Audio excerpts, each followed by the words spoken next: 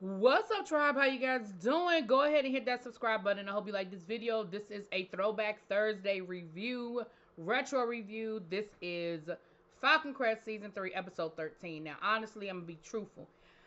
I know I watched this episode before, but I don't know. I don't think I did the review. So let's go ahead and get into this. So this episode picks up after Chase is able to get Falcon Crest away from Angela because he was able to show that Angela had lied about the situation with him being sick and all this other stuff.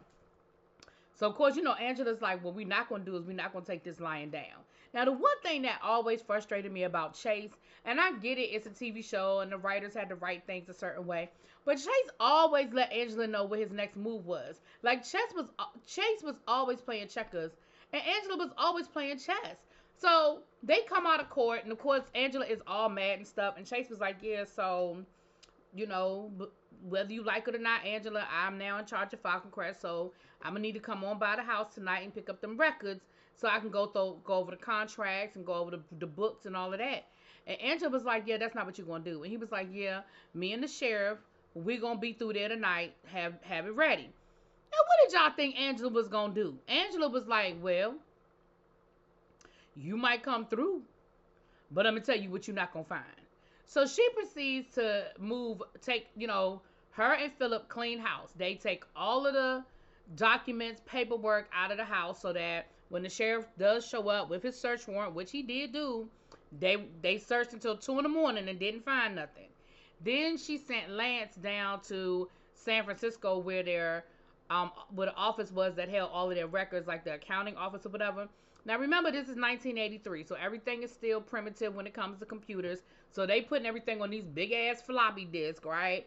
They showed that and in my mind, this lets you know how I'm just, still in my 2023 mind.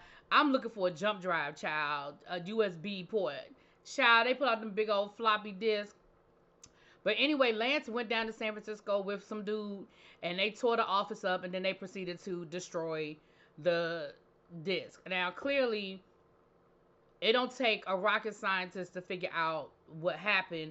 But of course, Chase can't prove it. I mean, there's a lot of suspicion, but he can't prove it. So of course, he gets down there, and the records aren't there, and they telling him it's gonna take them about 6 months for them to be able to, rebuild the records. All the information that they had on the sloppy disk or whatever. Floppy disk. I said sloppy disk. Floppy disk. Now, while this is happening, so after anyway, so Chase goes out to dinner with Maggie, and he's talking about how are they gonna get the Valley to respect them, to believe in what that there's a new man in charge and respect him in the absence of Angela. And Maggie was like, let's have a party. We can invite all the vendors, we can invite all the growers, we can invite everybody, and we can just, we can have it at Falcon Crest, and we can just say, listen, basically, there's been a changing of the guard, we are here, we are competent, boom, boom, boom. Now, Cole wants to, he said, well, listen, since we got this new thing going on, I got a suggestion. So he decides that he wants to start growing a champagne. And at first, Chase was like, I don't know. We already got a lot on our table. I mean, it's a lot going on. And he was like, Dad, like, I do it. I'll be in charge of everything. I know where we can get the grapes from and all of that. And Chase was like, you know what? That's a great idea. So that's what they're going to announce at the party. And, of course, they did announce it at the party. I'm flipping all over the place, but y'all with me. They did end up announcing it at the party. And, of course, everybody thought it was a great idea. And it was like, yay, yay, yay, Chase and Cole. Now, while this is going on, Richard is still trying to get this damn racetrack going, right? Now, old girl done told Richard, this not no good idea. Like, you're going to have the cartel, what they call it, the cartel, whoever the people are. You're going to have them on your tail. This isn't a good idea. Like, I really don't feel like this is what you need to be doing. And, of course, Richard is pig-headed, and he was like, listen, once I get the racetrack, that is how I'm going to get from under their thumb. Because unlike the Globe and some of the other things I had going on where I basically was working for them, the racetrack will be all mine. I'll be 100% in charge. I'll be the owner. And they won't be able to, basically come down here and tell me what to do. And she is trying to let him know in some not so subtle ways, no matter what you do, they are always gonna be in charge. Like, I'm just trying to let you know. I'm just trying to let you know. But Richard is Richard, child, and he see what he see, how he see, and what he see. So in town, Richard has started his propaganda campaign to get people to vote. Because, for the racetrack, it turned into a whole initiative. So he has, got people out there passing out flyers and all this other stuff. And Cole is upset because he's getting the flyers. And he's like, I'm just not here for this. We don't want this. This is a bad thing for the Valley. Also, Richard is bribing the basically the city, the commissioners, the county.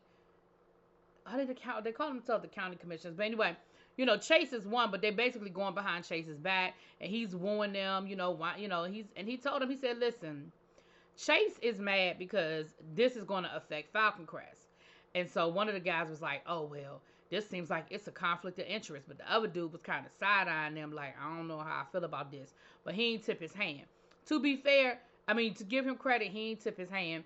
He just kind of went along with the get along. But I think ultimately he going to let Chase know what's going on behind his back. I think he going to give Chase the 411 on that. Now, while this is going on, Chase tries to have a meeting with Melissa about her grapes, about the Grady grapes.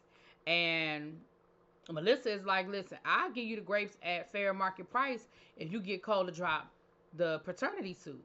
And Chase was like, yeah, I ain't got nothing to do with that. Like, that's my son, but I can't tell him to drop the paternity suit. And Melissa was like, why not? Like, okay, well, fine. Then if you don't have no control over that, then, oh, well, I don't have no control over you buying my grapes. Like, that's going to be that. And Lance, of course, is upset. Lance ends up going to visit Linda's daddy. Now, Linda is Cole's wife.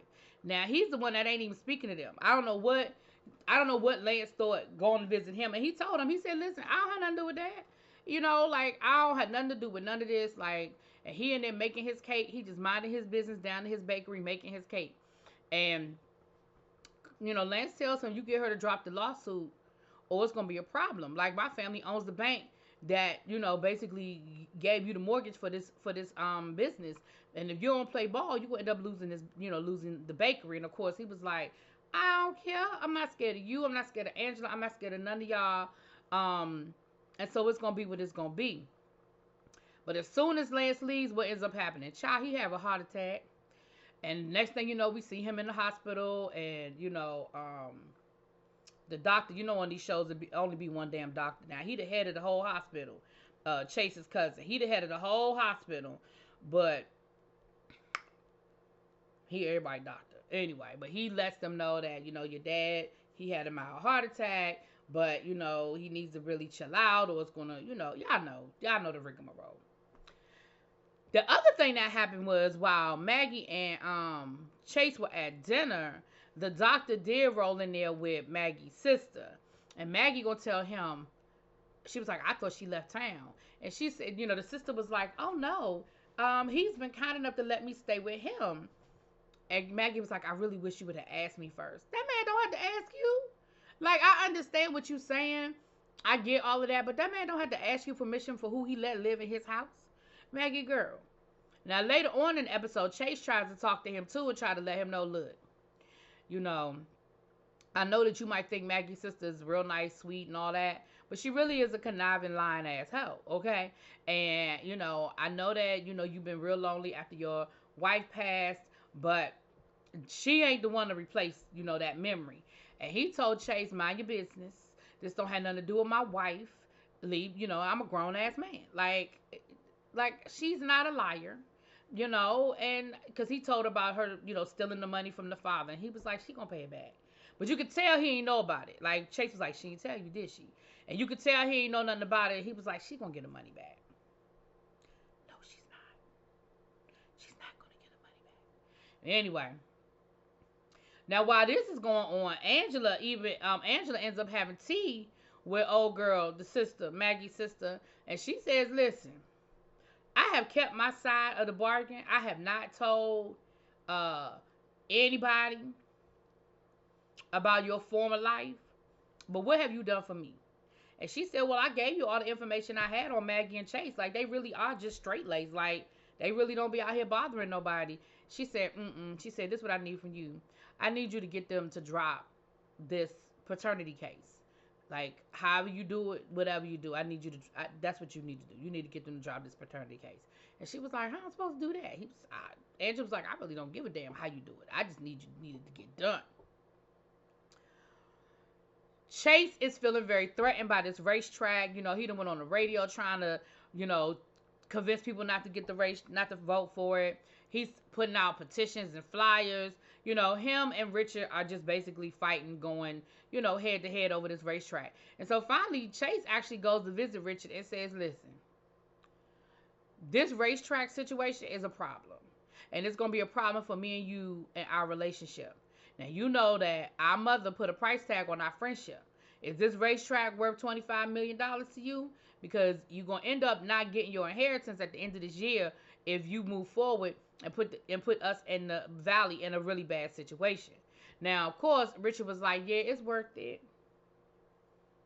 But I'm like, is it though? Now, while this is going on, the sheriff is getting sicker and sicker. And the doctor is trying to tell him, listen, your aneurysm is getting worse and worse, and at this point, you really need to check yourself into the hospital like yesterday. And he tells him, look, you see what's going on around here. He had just gotten into a real bad argument with the prosecutor where he screwed up a case. He said, you see what's going on around here. I can't take no time off. Now, again, I understand the storyline that they're trying to give us, but people like this just make me mad. Y'all better stop putting jobs in front of your health. You will drop dead and they will have your job posted before your funeral. Okay? So I don't understand. Y'all really need to stop. Y'all really need to stop. Okay? Moving forward. Anyway, moving forward.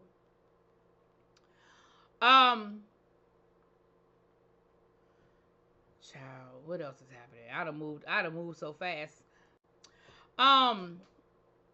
Not Maggie, the other daughter, the one that's in jail for killing Shane's mama and Melissa's daddy.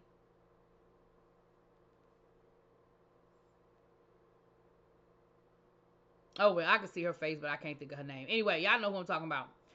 He came to visit Angela, and he let Angela know that she is, you know, that she's just not doing well, you know, and he's trying to describe what happened to her and, you know, what her mental breakdown was. And, you know, Angela was like, she was fine.